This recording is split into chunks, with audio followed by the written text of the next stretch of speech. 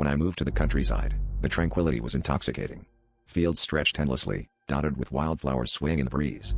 But it was the Scarecrow in the middle of the largest field that caught my eye. Unlike any I'd seen before, it was adorned with strange trinkets and symbols I couldn't decipher.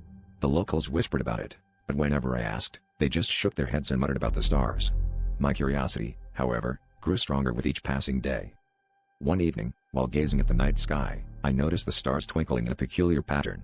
It was a celestial dance that seemed to pull my gaze towards the Scarecrow. As if drawn by an unseen force, I found myself wandering towards the eerie figure. The air grew colder, and the once gentle rustling of the leaves now sounded like hushed warnings. I hesitated, a chill creeping down my spine, but there was something compelling about the alignment of the stars and the Scarecrow. As I approached, the field seemed to come alive with a strange energy. Shadows danced around the Scarecrow, their forms shifting and contorting in the starlight.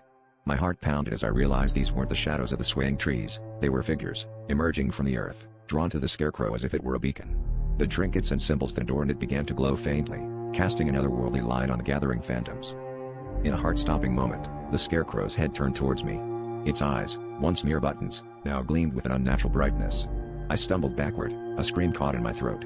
The figures turned their attention to me, their whispers growing louder, echoing with a language I couldn't understand. Panicked, I sprinted back to my cottage, the chilling realization dawning on me. The Scarecrow wasn't just a guardian of crops, but a sentinel for something far older, summoned only when the stars aligned.